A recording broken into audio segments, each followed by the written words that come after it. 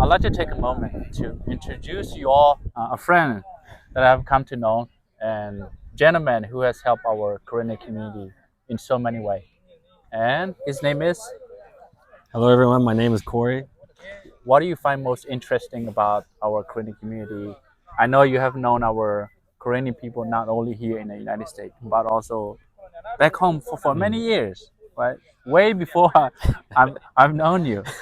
Can you tell us a little bit about that?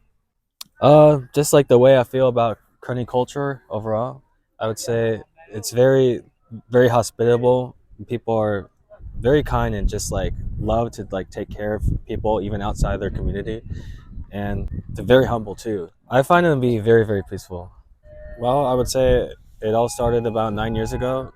I was with my colleague Ansley, and we discovered who Karenni people were in Thailand. Well, I would say in Mae Hong Son, and we decided we wanted to make a documentary about them because when we tried to search online, like search on Google or YouTube, there wasn't really any information about Karenni people and the culture and their history. There was no like documentary. We got the passion to tell the story, and so that's when we went to Karenni State and interviewed different people to get to know like the past and what happened and the Civil War and just the culture and the way of life. And that's when we put together a documentary like We Don't Exist. And since that documentary came out, then I've got to know all the Karenni communities in America, which has been amazing. I've gotten to know a lot of people here too, and so I've always wanted to make an effort to, attend as many Karenni events as I can in different states, like Indianapolis or I mean Indiana, Kentucky, Minnesota, North Carolina, Arizona, Texas. Texas. It's been a while though, but Yeah. we first met in Texas Mhm. when we were showing the documentary. Yeah. What was that like for you? Well, these two Americans wanted to showcase the work of Karenni people, the story of Karenni plight to the world. First of all, I know Karenni is the smallest of all ethnicity, right, in Burma. Mm-hmm.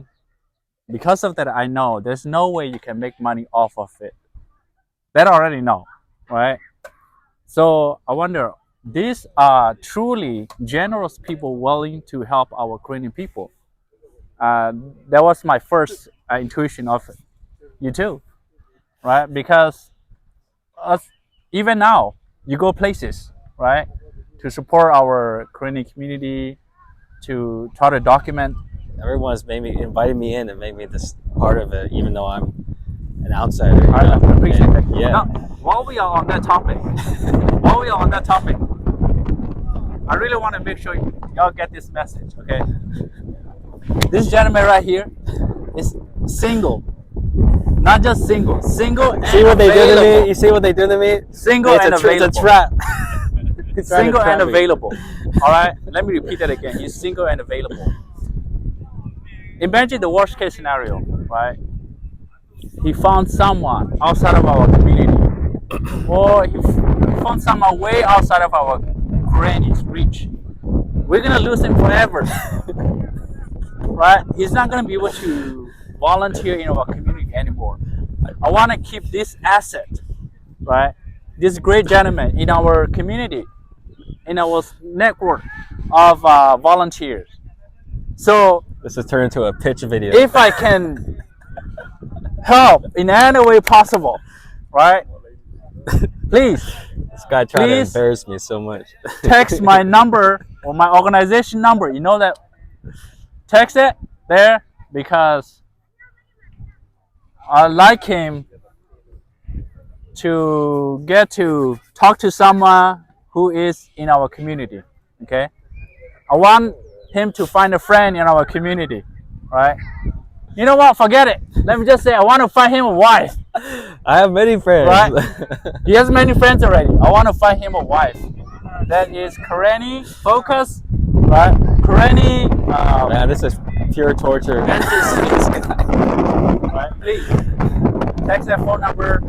We like to keep him in our community. We like to have him continue to do the work for our Karenni people. But in order to make that happen, right? For long-term goal. Help me, help him, help us find a sweet Karenni girl that deserves this great gentleman. Yeah. All right. Someone please save me You from brought this that guy. up. Okay? You brought that topic up for me. All right. I know you have done so many work for our Karenni community through your documentation and all that. You almost got arrested because of your work. He almost got detained because of his work for our Karenni community. And can you tell me more about that? Like, how did you escape though? How did you There's escape? someone here who saved us. Where is he? He was just here. When was that?